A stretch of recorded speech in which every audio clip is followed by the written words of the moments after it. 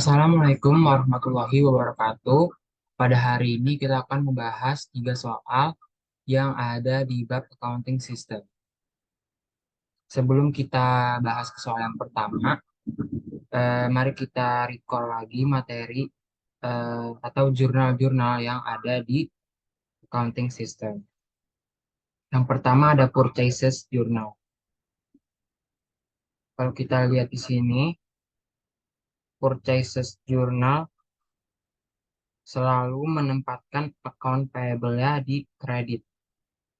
Sedangkan akun-akun lain itu di sisi debit, order account di debit. Maka bisa kita simpulkan kalau purchases journal ini merupakan jurnal yang khusus untuk mencatat pembelian secara kredit.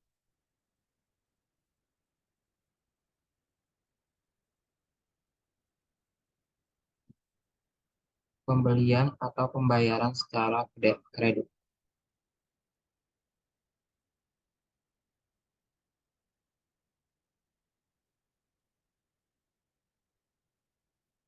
Lalu selanjutnya ada revenue journal.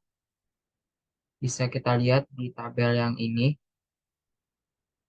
Dia cuma punya satu kolom di bagian ininya, di mana di debitnya itu account receivable dan di kreditnya fee earn.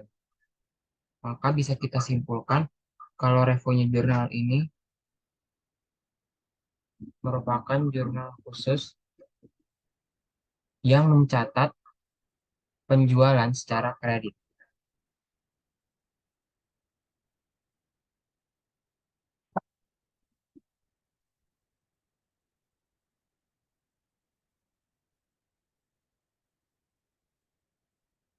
Lalu selanjutnya ada case payment journal.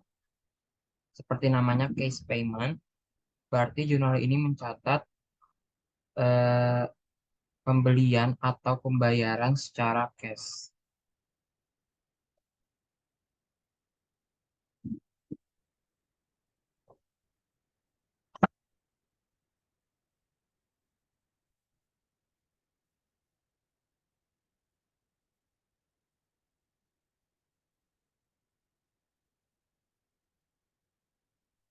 Lalu selanjutnya ada cash receipt journal. Bisa kita lihat di sini sisi cash-nya ada di sebelah debit. Maka bisa kita simpulkan bahwa cash receipt journal merupakan jurnal khusus untuk mencatat pembayaran secara cash atau penjualan secara cash.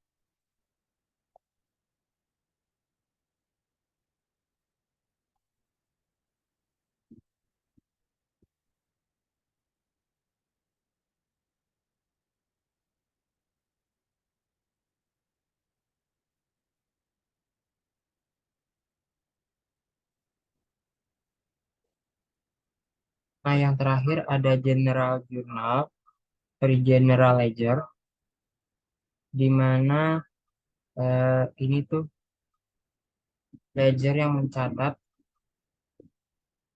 selain dari 4 jurnal yang sudah kita bahas. Mencatat selain.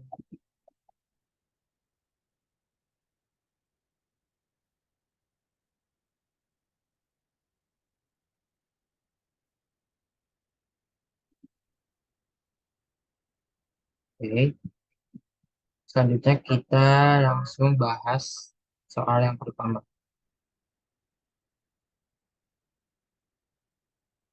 Di sini kita di instruksinya disuruh untuk mengindikasikan, memilih jurnal yang sesuai dari beberapa transaksi di bawah ini. Yang pertama, receipt of cash refund from our payment of taxes. Ada kata-kata receipt of cash, berarti udah jelas kalau ini jurnalnya cash receipt.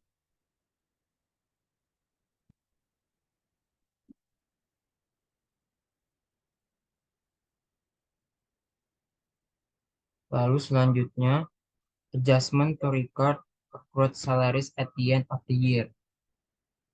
Karena dia nggak termasuk ke empat jurnal ini, accrued, maka untuk mencatat adjustment to record accrued salaries itu masuk ke general journal.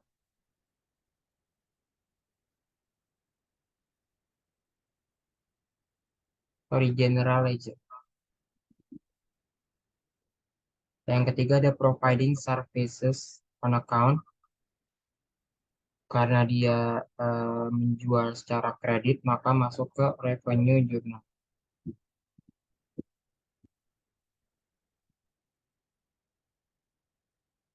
Yang keempat ada investment of additional cash in the business by the owner.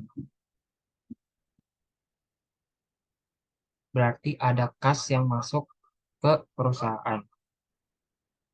Maka bisa kita simpulkan ini masuk ke cash receipt journal. Lalu yang kelima ada receipt of cash on account from a customer. Ada kata-kata receipt of cash, berarti masuk ke cash receipt.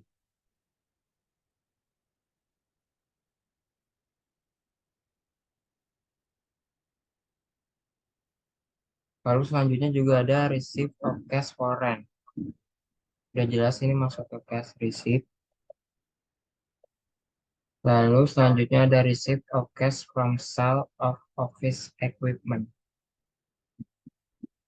Ke cash receipt lagi. Lalu selanjutnya ada sale of used office equipment on account.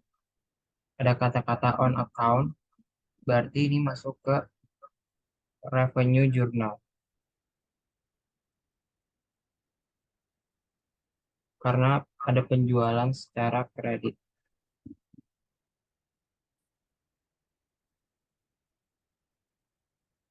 Selanjutnya ada closing a drawing account at the end of the year.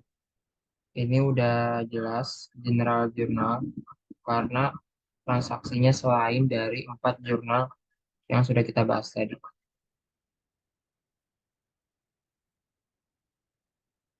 Lalu yang terakhir ada penjualan secara cash. Berarti masuk ke cash receipt.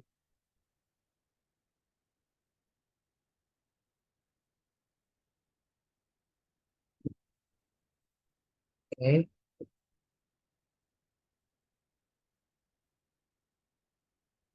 Selanjutnya kita lanjut ke soal yang kedua.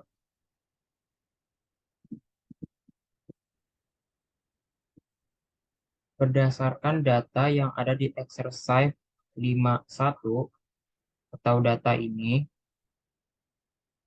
asumsi bahwa beginning balance for the customer account were zero kecuali untuk Tillman Incorporation memiliki balance sebesar 590. Lalu instruksinya kita disuruh membuat the account untuk account receivable dan the account untuk 4 akun yang dibutuhkan untuk customer ledger. Jadi 4 akunnya nanti kita isi dengan nama-nama si eh, nama-nama 4 perusahaan ini.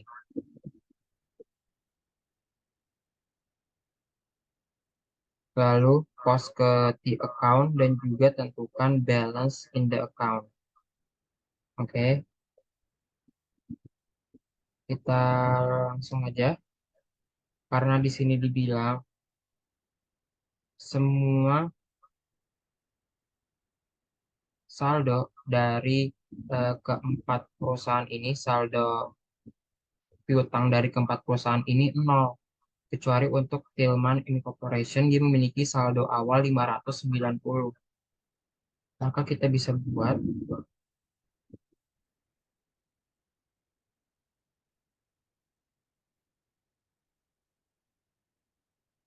saldo awal untuk Tillman Incorporation sebesar 590.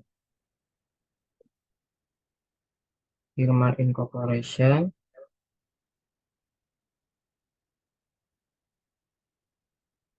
590. Oke. Selanjutnya di 1 Mei Hazmat Safety Company menjual, sorry, kita menjual ke Hazmat Safety Company dengan saldo 2050. Maka bisa kita tulis Mei 1 2050.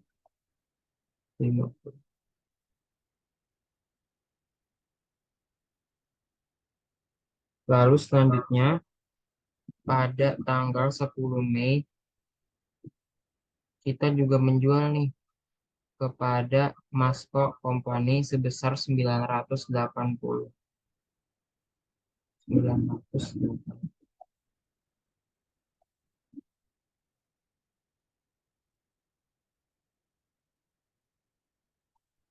Lalu pada tanggal 20 kita juga menjual kepada Alpha Gain Corp sebesar 2.800.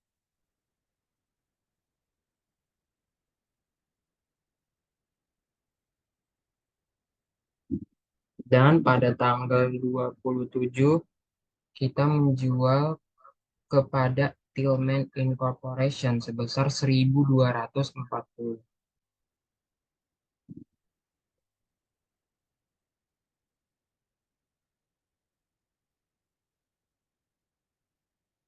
Maka bisa kita jumlahin semua untuk saldo eh, ending balance-nya.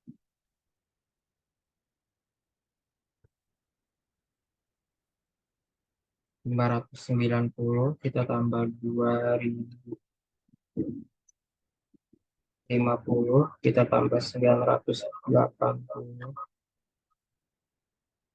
tambah 2.800 dan tambah 1.240.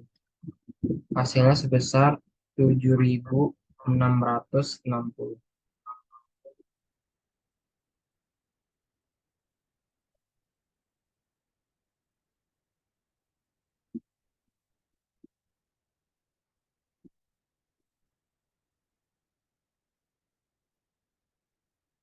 Oke, kita udah catat ini semua.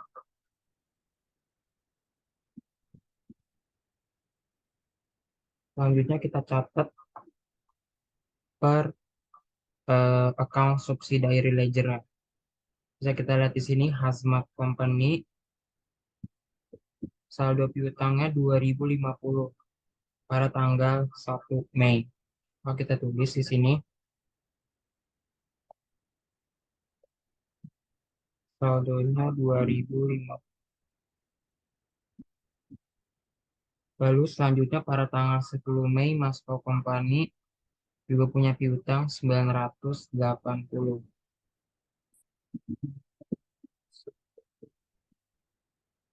900. Selanjutnya pada tanggal 20 Alphagen Corp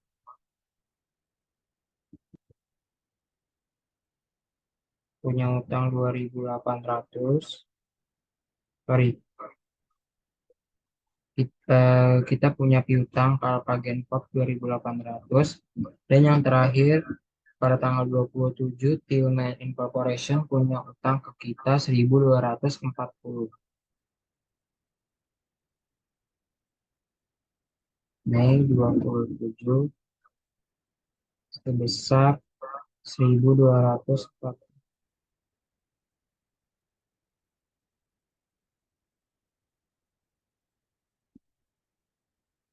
Nah, sekarang kita jumlah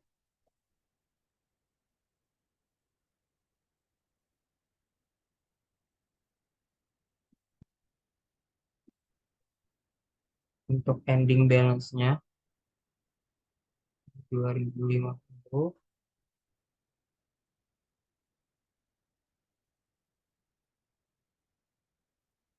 Ini 1.200.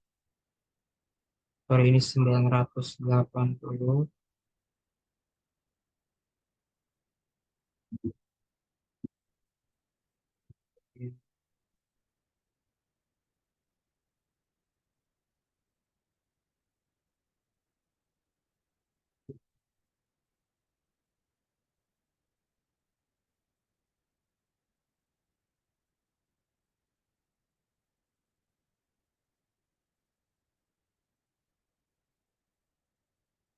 Lalu yang ini 1.240 kita tambah 590. Hasilnya 1.830.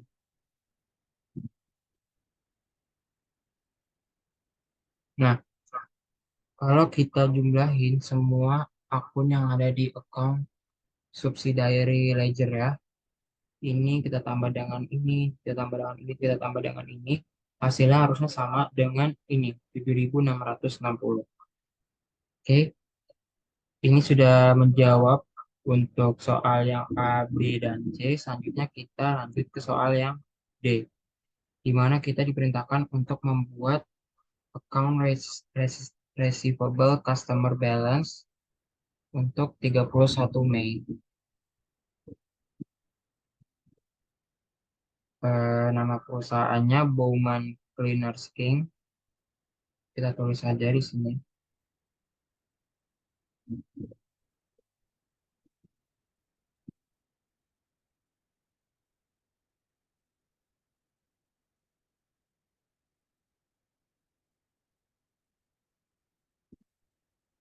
Lalu untuk periodenya berarti Mei 31,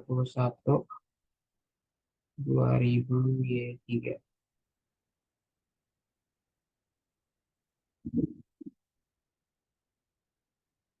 Oke, untuk untuk mengisi bagian ini kita ambil dari account receivable subsidiary ledger. Dari ini, ini dan juga ini. Maka yang pertama kita tulis itu Hazmat Safety Company.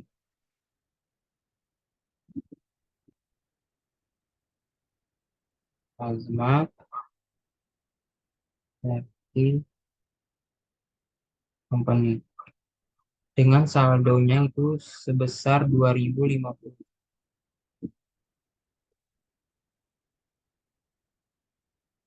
Lalu selanjutnya ada Masco Company.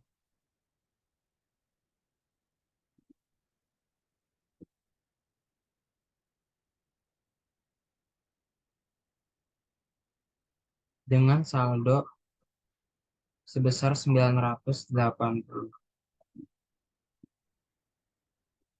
Lalu selanjutnya ada Alpha Gencorp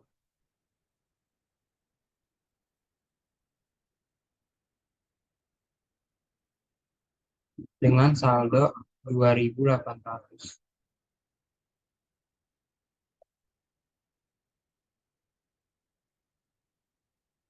Selanjutnya yang terakhir ada Tillman Incorporation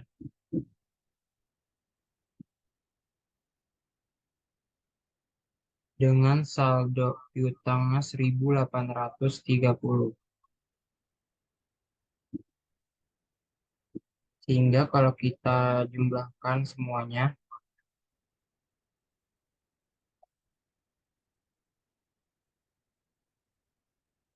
maka jumlahnya sama dengan jumlah yang ada di akun receivable ini, 7.660.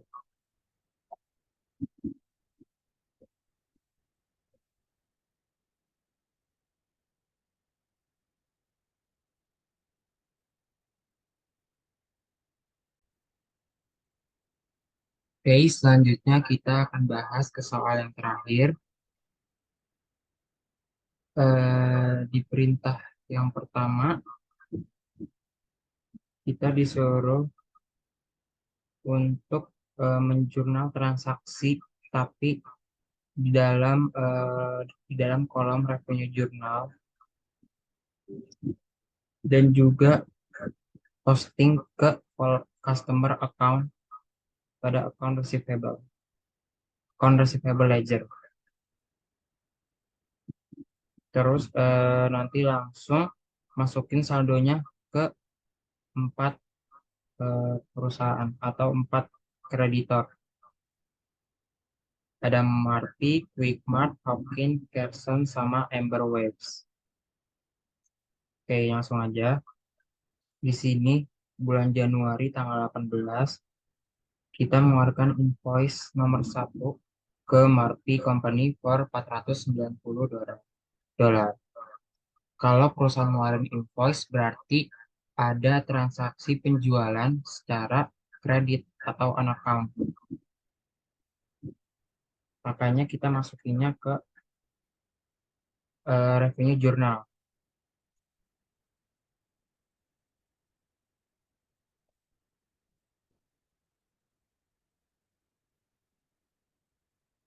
Invoice yang pertama, account debitednya itu nama perusahaannya, Murphy Company.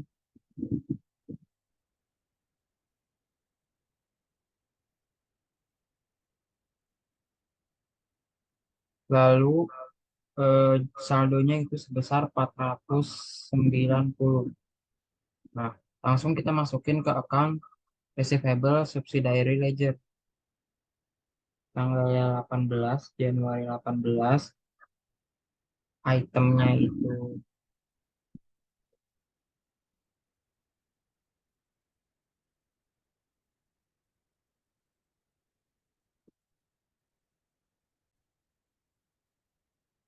sorry tadi ada sedikit gangguan.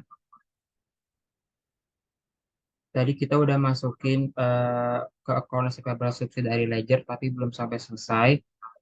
Untuk item ini biasanya kita kosongin, dan untuk post rep-nya ini kita masukin sesuai jurnalnya. Karena di sini revenue jurnal, maka kita bisa tulis R1, yang artinya revenue jurnal page ke 1 atau halaman 1. Di mana saldonya tadi itu 490. 490 dan di sini 490. Nah, karena kita udah posting ke account receivable subsidiary ledger, langsung kita checklist di sini. Nah, selanjutnya di Januari tanggal 20, Quick Mart, kita melakukan penjualan ke Quick Mart secara kredit sebesar 340. Tanggal 20, invoice-nya nomor 2, account debitednya ke Quick Mart dengan saldo 340. Langsung kita posting ke account receivable subsidiary ledger. Tanggal 20, benar tapi ya tanggal 20, cost reference-nya R1, debitnya 340, ke balance-nya juga 340. Mengapa di debit? Karena merupakan akun piutang yang bertambah di debit. Selanjutnya Januari tanggal 24, kita menjual ke Hopkins Company sebesar 750. Tanggal 24, invoice ketiga, Hopkins Company. Oke, yang tadi kita checklist dulu, saldonya 750. Lihat di sini Hopkins Company Januari tanggal berapa tadi? Tanggal 24. Ini kita kosongin, post reference-nya R1, debitnya sebesar 750. Oke, kalau udah kita checklist. Selanjutnya di tanggal 27 kita menjual ke perusahaan Carson Company sebesar 680.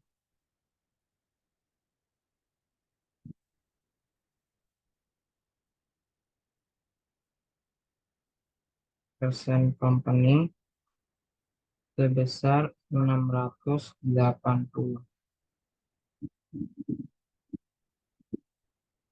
Tanggal 27 minyak R1, debitnya 680.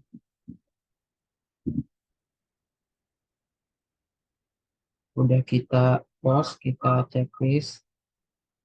Selanjutnya tanggal 28 kita menjual ke Amber Wave sebesar 128,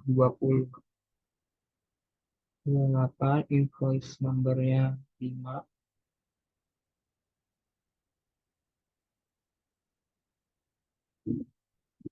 perusahaannya Amber Wave sebesar 120.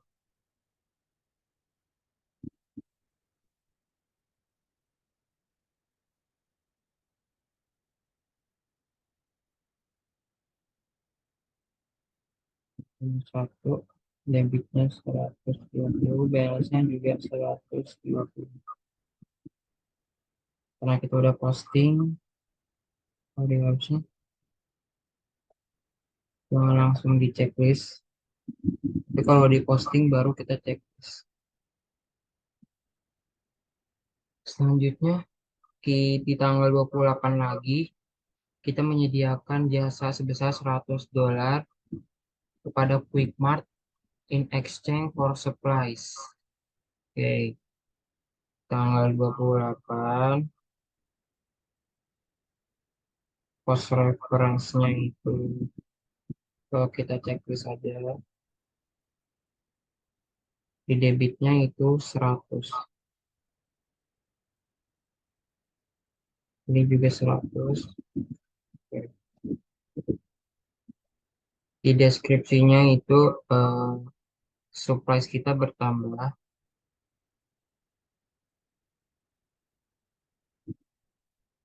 sebesar 100 dan services.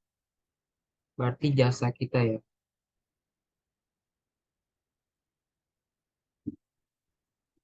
Bentar. Kalau jasa itu eh, oke, kalau jasa itu PR. Untuk post reference-nya kita tulis dengan nomor akunnya. Surprise itu nomor akunnya 14. Sedangkan PR nomor akunnya 41.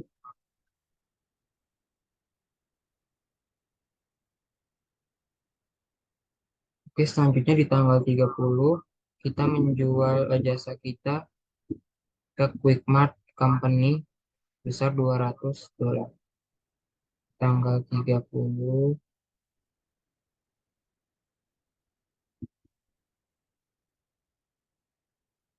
Quickmart Company sebesar $200. Benar nggak? Iya, $200. Quickmart Company di tanggal 30 revenue 1 sebesar $200. Sehingga balance-nya 540 karena dia bertambah. 340 ditambah 200. Oke, langsung kita checklist. Lalu yang terakhir di tanggal 31, invoice number 7, kita menjual jasa kita kepada Hopkins Company sebesar $295.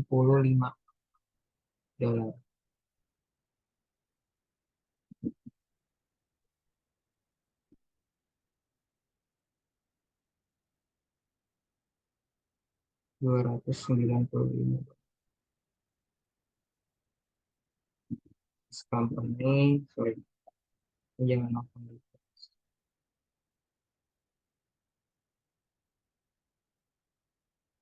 Hopkins Company 295.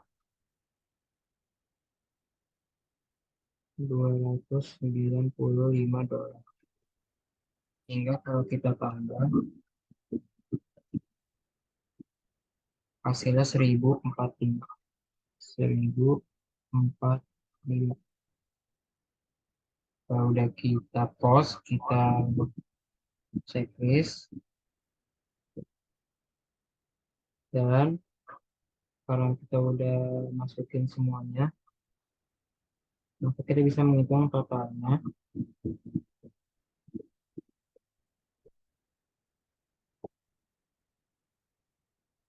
Maka total keseluruhannya 490, kita tambah 340, kita tambah 750, kita tambah 680, kita tambah 120, ditambah 200, ditambah tambah 295, hasilnya 2875.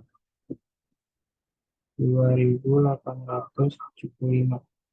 Nantinya saldo ini kita akan masukkan ke akun dari ke buku besar, eh, akun receivable dan juga VN, di mana akun receivable nomor akunnya itu 12 dan VN nomor akunnya 41. Oke. Lalu selanjutnya nih kita disuruh untuk post revenue journal following account in general ledger inserting the account balance. Ada account receivable, supplies, dan VN. Kita masukin dulu ke account receivable.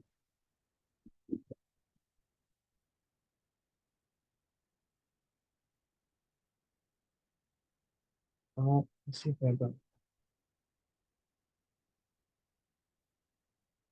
Phone numbernya 12, date-nya 31 karena di akhir, itemnya balance, cost reference-nya kita pasangin, untuk debitnya 2875.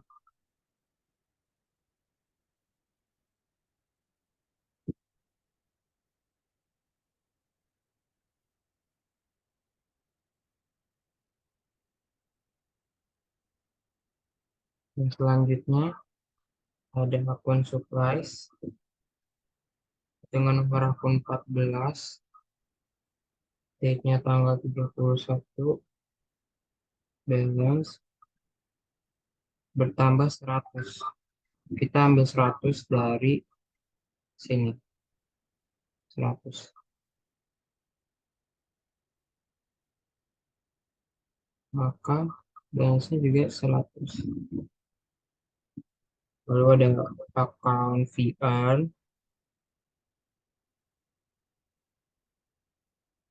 dengan nomor akun 41,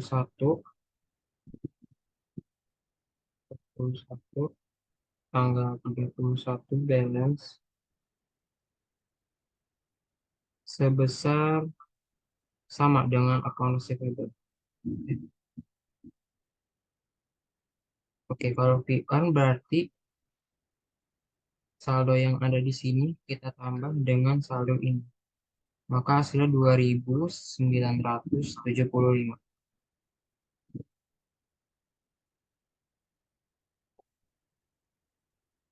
Di debit 2970.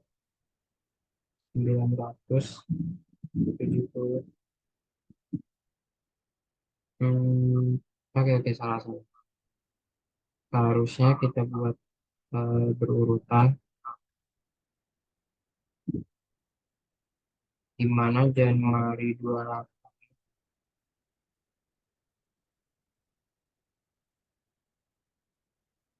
itu ada surprise sebesar 100.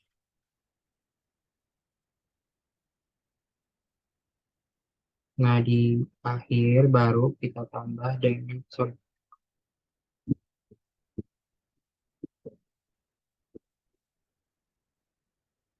2875.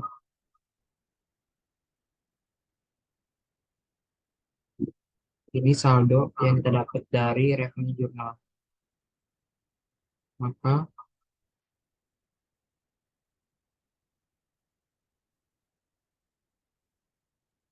2875 kita tambah dengan 100, hasilnya 2975. Ini balance. Oke, selanjutnya kita lanjut ke nomor yang tiga. Nomor 3, di mana kita disuruh menghitung keseluruhan eh, balance customer di customer account nasib subsidiary ledger. Maka kita hitung total ini, ini, dan ini, dan ini. Jadi kita hitung semuanya. 490 ditambah 540 ditambah 1045 kita tambah 680 dan tambah 120. Hasilnya 2875. Sama seperti saldo yang ada di sini 2870. Kita jawab hasilnya sama dengan 2875. Selanjutnya, what is the balance of account receivable controlling January? Nah, account receivable controlling ini sebenarnya sama juga. Dia itu menghitung jumlah keseluruhan eh, akun-akun receivable yang ada di sini. Dari Simarpi berapa, dari Quickmart berapa, dari Hopkins berapa, dan seterusnya. Berarti bisa kita simpulin bahwa hasil dari yang ini sama juga nih. Hasilnya segini. Saldo yang kita dapatkan dari account receivable subsidiary ledger sebesar 2.875.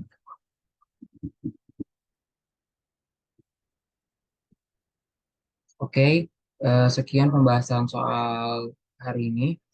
Kurang lebihnya mohon maaf. Wassalamualaikum warahmatullahi wabarakatuh.